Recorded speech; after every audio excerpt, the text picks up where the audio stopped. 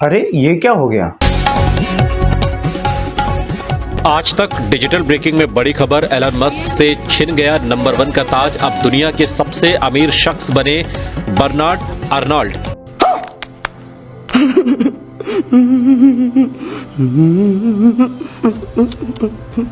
तो भाई Elon Musk साहब जो इतना तेजी से ऊपर जा रहे थे और ऊपर चढ़ने के बाद जो उनके अंदर एक एटीट्यूड आया, तो फिर ये तो कहीं ना कहीं होना ही था। बात तो सही है। अमेरिका की दो कंपनीज फॉर्ब्स एंड ब्लूमबर्ग जो दुनिया के रिचेस्ट पर्सन को एनालाइज करती है और उसके अनुसार हर साल वो लिस्ट निकालती है। फॉर्ब्स की लिस्ट के अकॉर्डिंग इलॉन मस्क जो दुनिया के रिचेस्ट पर्सन थे, अब वो खिसक कर दूसरे नंबर पर आ चुके हैं। तो आप मुझसे पूछोगे कि पहले नंबर पर कौन है? पहले नंबर पर फ्रांस के बिजनेसमैन बर्नार्ड अर्नोल्ड जो लुइस विंटन कंपनी के मालिक हैं, वो अब पहले नंबर पर आ चुके हैं। ये आए हैं इसलिए नहीं कि इनकी कोई बहुत तेज़ी से कंपनी की ग्रोथ हो गई या फिर इनका कोई शेयर मार्केट बहुत तेज़ी से बढ़ गया, ऐसा कुछ नहीं है। ये इसलिए आए क्योंकि इलॉन मस्क जिनकी फर्स्ट पोजीशन थी, उनकी वैल्यू अपने आप में गिरी। और आप जानते हैं कि जब भी किसी का वैल्यू गिरता है तो उसके पीछे का पर्सन उसको ओवरटेक कर जाता है। अर्नोल्ड जो अभी दुनिया के रिचेस्ट पर्सन है, इनके भी करंट की नेट वैल्यू $188 बिलियन है। मतलब अगर आप रुपीज़ में देखने जाएंगे तो ये 15 लाख करोड़ होती है। भाई इतने पैसे का करोगे क्या? 15 लाख करोड़। हम लोग तो यहाँ पाई पाई के लिए मर रहे हैं यार। इन्होंने अपनी इंजीनियरिंग इकोले यूनिवर्सिटी से करी है। इंजीनियरिंग करने के बाद 1971 में ये अपने फादर के बिजनेस में आए। धीरे धीरे फादर के बिजनेस को आगे बढ़ाया और 1980s में इनके दिमाग में एक आइडिया आया टू क्रिएट समथिंग न्यू। इन्होंने एक लुइस विंटन एक ब्रांड क्रिएट किया। अपने एक पार्टनर के साथ इन्होंने इस कंपनी की शुरुआत करी थी, लेकिन धीरे धीरे उन्होंने कंपनी के शेयर को टेक ओवर किया और 1990s आते आते ये कंपनी उन्होंने पूरी अपने हाथ में ले ली। और 1990s के बाद धीरे धीरे उन्होंने उस कंपनी को एक्सपांशन करना चालू किया और पूरी दुनिया तक लुइस विंटन के ब्रांड को बढ़ाया।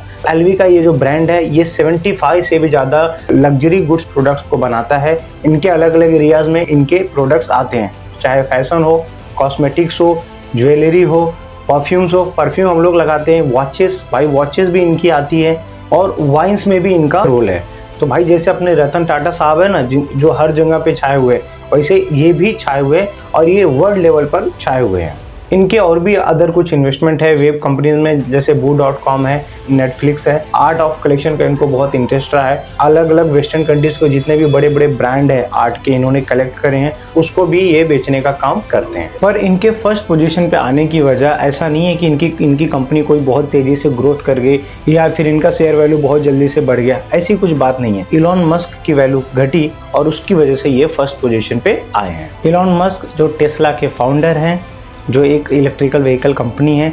न्यूरोलिंक उनकी दूसरी कंपनी है। स्पेसएक्स कंपनी है जो स्पेस से रिलेटेड सैटेलाइट्स को लॉन्च करती है। और अभी रिसेंटली वे ट्विटर के भी हेड बने हैं। ट्विटर के साथ उनकी अभी रिसेंटली डील हुई, वो डील $44 बिलियन में हुई। यही डील उनकी बिगेस्ट प्रॉब्लम बन चुकी है करंट में, क्योंकि ये जो डील हुई 44 बिलियन की, इस डील का पैसा चुकाने के लिए उन्होंने टेस्ला के 15% शेयर बेचे अदर लोगों को, और ये डील सही से हो भी नहीं पाई। एट द एंड इन्होंने ट्विटर को एक्वायर तो कर लिया। एक्वायर करने के बाद इन्होंने ट्विटर को अपनी मोनोपोली की तरह समझा और यहाँ पे इन्होंने अलग अलग एक्शंस लिए। सबसे पहला काम, इन्होंने वहाँ की CEO जो करंट में पराग अग्रवाल थे उनको हटाया। 60% से भी ज़्यादा ट्विटर के वर्कफोर्स को इन्होंने निकाल दिया। इसके बाद उन्होंने तीसरा सबसे बिगेस्ट एक्शन लिया कि उन्होंने जो ब्लू टिक, ट्विटर पे एक जो ब्लू टिक का फंक्शन है, उन्होंने कहा कि हर एक पर्सन को $8 पर मंथ देने ही पड़ जाएंगे। तो ये सारे उनके एक्शंस ने कहीं ना कहीं ट्विटर को और उससे जुड़े हुए लोगों को हार्म पहुंचाया। पर इससे भी बड़ी बात ये थी, जब उन्होंने ट्विटर को पकड़ा तो उनको लगा कि एक बहुत बड़ी चिड़िया मेरे हाथ में आ चुकी है। उन्होंने ट्विटर के जितने भी बड़े बड़े अकाउंट थे और जितने भी बड़े बड़े पॉलिटिशियंस थे, जितने भी बड़े बड़े लोग थे, उनके भी सीक्रेट्स को ओपन करने का काम किया। इनके अलग अलग समय पे आने वाले बेतुके और बिना लॉजिक के जो ट्वीट्स है, इनकी वैल्यू को गिराने में ये बहुत ज़्यादा रोल प्ले कर जाते हैं। ट्विटर के साथ जब इनकी डील हुई, इन्होंने पूरा फोकस ट्विटर के ऊपर ही दिया। धीरे धीरे इससे टेस्ला का जो शेयर वैल्यू है वो कंटिन्यूसली गिरने लगा और इनके अदर जो पार्टनर्स, टेस्ला और अदर कंपनीज में जो इनके छोटे छोटे शेयर पार्टनर्स हैं, उनको ऐसा लगा कि इलॉन मस्क का पूरा फोकस सिर्फ ट्विटर पे ही है। उन बाकी पार्टनर्स को भी ये एक इनसिक्योरिटी फील हुई और उन्होंने टेस्ला से या अदर उनकी कंपनी से धीरे धीरे कट ऑफ करना चालू किया। ट्विटर भी कुछ अच्छे से फंक्शन नहीं कर पा रहा है और अदर कंपनीज भी शेयर मार्केट में डाउनफॉल कंटिन्यूसली होती जा रही।